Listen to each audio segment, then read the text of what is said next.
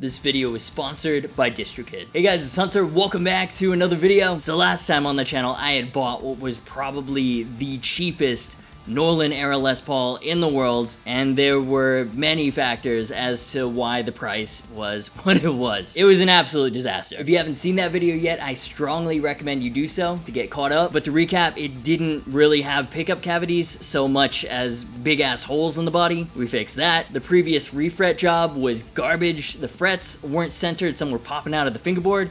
We fixed that. In fact, we put in new extra jumbo stainless steel frets. There were sizable chips in the fingerboard, which had for some reason been re-radiused to like a 9.5 inch to 11 inch compound. We fixed that. And this needed new electronics and new hardware. We acquired all the parts and even aged them to look the part. Now it's time to put it all together and actually play the damn thing. Let's get into it.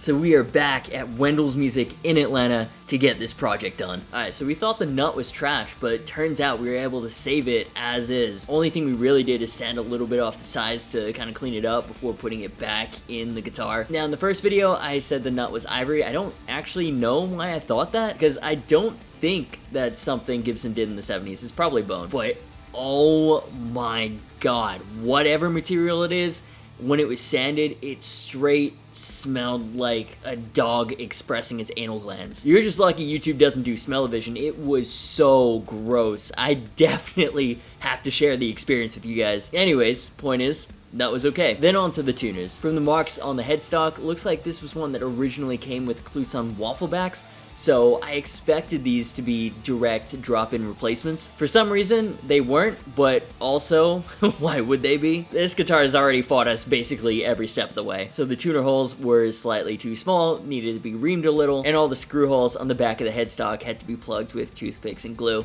then re-drilled for the new tuners since the placement was slightly off. While we waited for the glue to dry, I thought with how nice the fingerboard and frets were looking, it would be good for the rest of the finish to really pop and shine as well.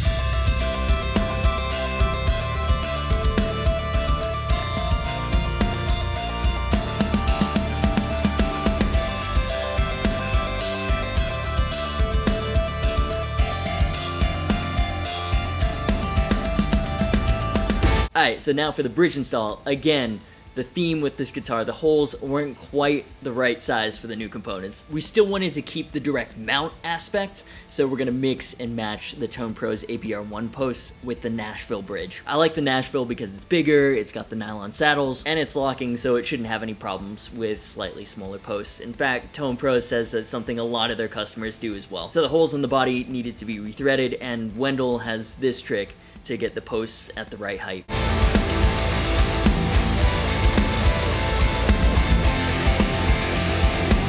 All the hardware is on, it's looking crazy good. Now it hasn't had strings on it in God knows how long, so now we're putting on my favorite clear tone 9s to place normal string tension on the neck.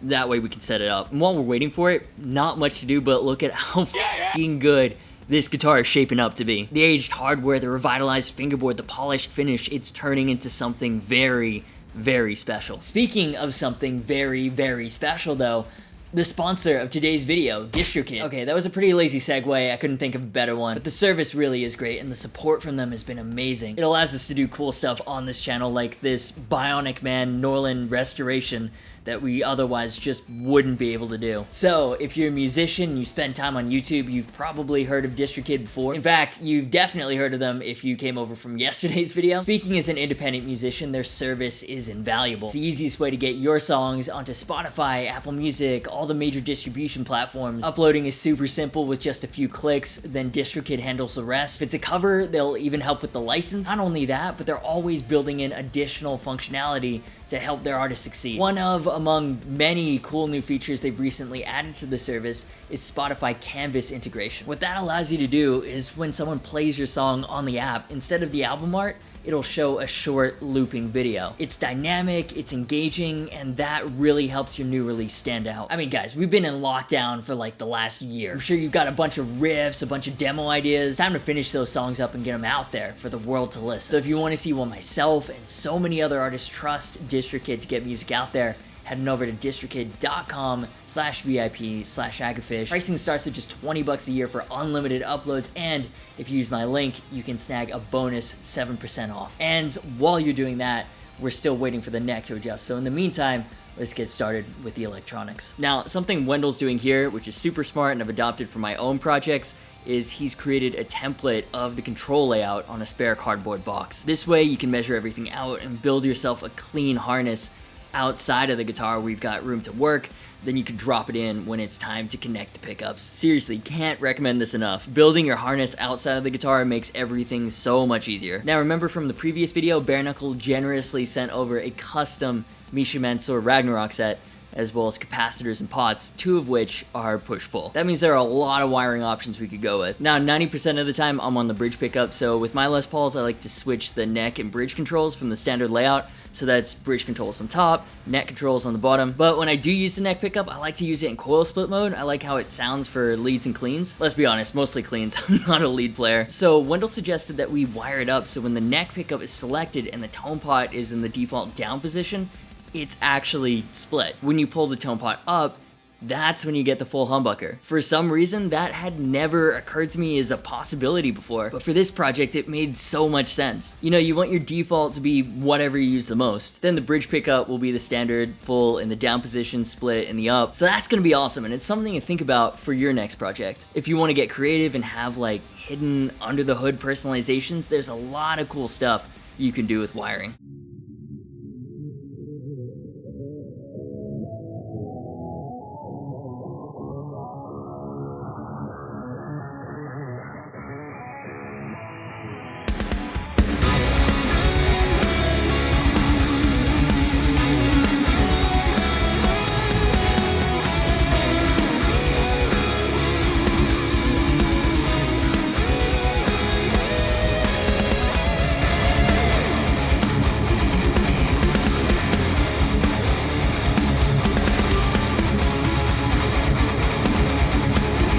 Oh yeah, I forgot about this. I needed to fill and re-drill the holes for the strap buttons because for some reason the original Gibson ones had been filled in and new ones had been drilled in a different position, but they were huge. They were too big for the screws that come with Dunlop strap locks. I don't know, man. This guitar was a mess.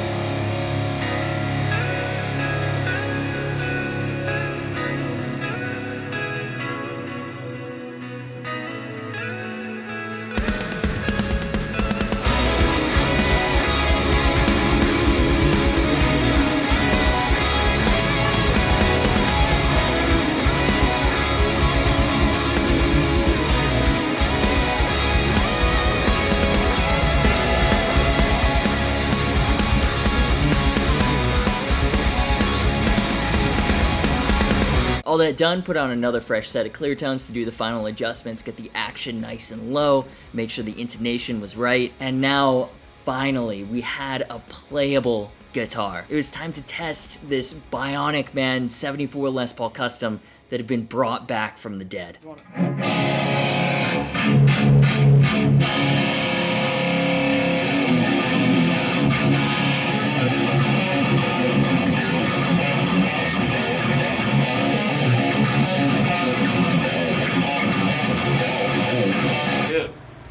Oh my god. I had no idea Wendell was such a great shredder, by the way, so when he just started going for it, I thought it would be cool to get his thoughts from the widdly side of things. I think it's safe to say he likes it. Holy shit!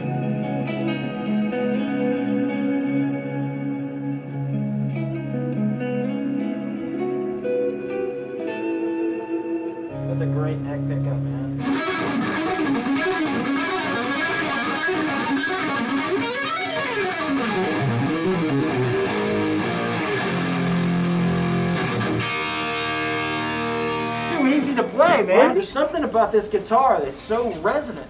Have you noticed me like leaning into the amp a little bit with this guitar? Because it's just like, Yeah. it comes alive. You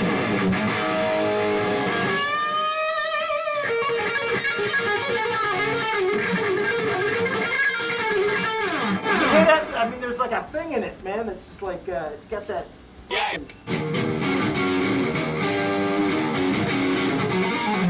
Shit sounds so good!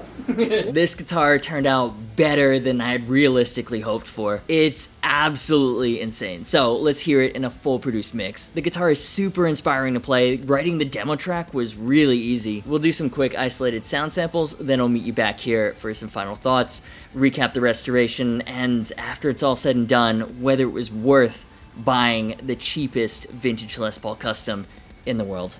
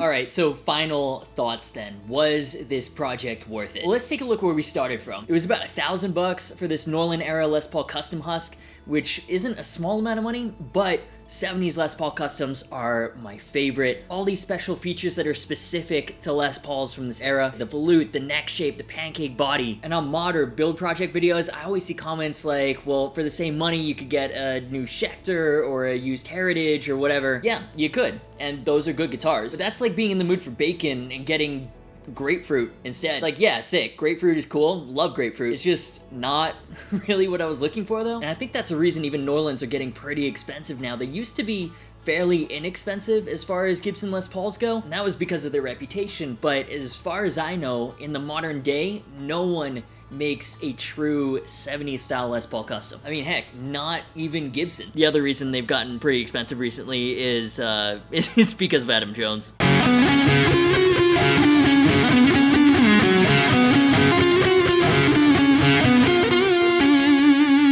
So especially since the listing said, quote, easy project, and I guess I believed them without really checking. Thank you, White Claw. At that price, it was a no-brainer. But when I got it, I mean, I was about to cry. It was so bad. I thought I'd basically just thrown $1,000 down the drain, picking up this absolute garbage fire of, I don't know, a disrespected near corpse of a guitar. But now, seeing and playing the final result, I am so glad I picked this up. And in that condition as well. Because when a guitar is that close to death, It's the perfect opportunity to say, okay, stock configuration, the resale value is already destroyed. If I was to spec out the perfect Les Paul, what would that be? What would that look like? So yeah, the pickup cavities had to be completely reformed with new blocks of wood. All the electronics, I don't even know why they included them, to be honest, in that condition. What was the point? They were completely shot and needed to be replaced. Put in big ass CTS pots and oil cap capacitors. Custom H bare knuckle Ragnarok set for a modern metal sound. Took the opportunity to install a custom wiring configuration as well.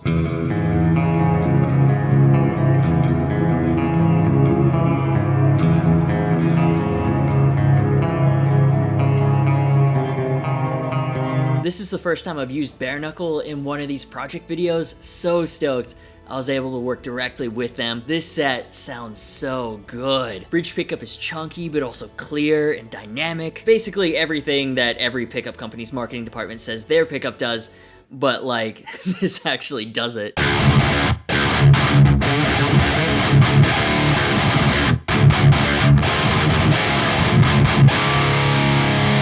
And the set is versatile too. I mean, that split neck pickup sounds amazing.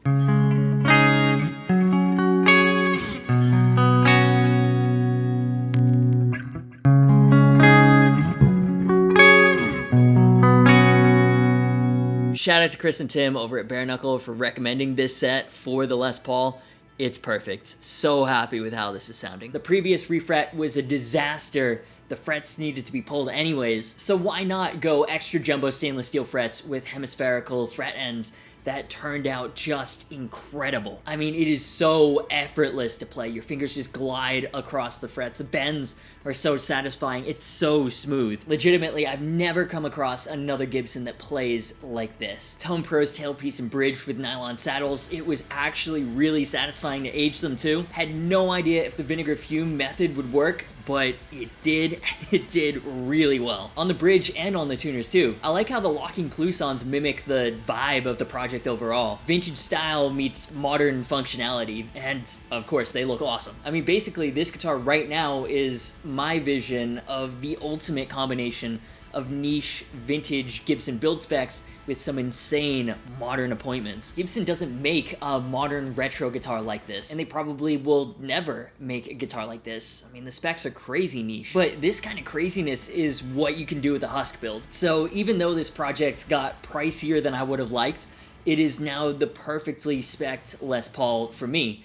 And it was still less than picking up a fully original Norlin. You guys haven't seen this much on the channel so far because I've been trying to keep it a secret until after the videos came out, but I play the crap out of this Les Paul. It's so inspiring. It's a riff writing machine. And there's something satisfying too about knowing, well, at least part of the journey it's been on. We were constantly finding more clues about the guitar's past. There was some orangey red paint in the control knob holes. Could have been born a Clownburst Les Paul custom. And when we cleaned up the finish, we noticed some artificial looking damage by and under the tailpiece. So it might have had a Bigsby type thing installed on it at some point. The first time I brought it into the shop, Wendell was like, "What the hell did you buy?" It was that bad. And now it's something really, really special.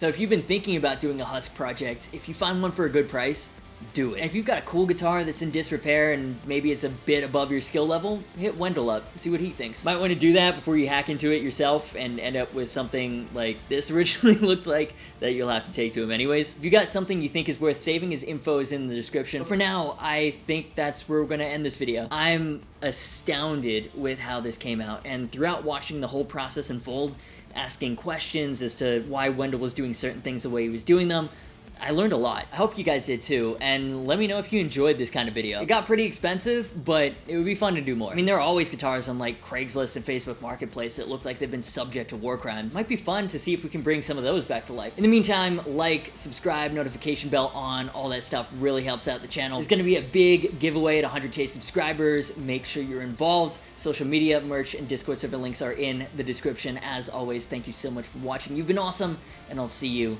for the next video.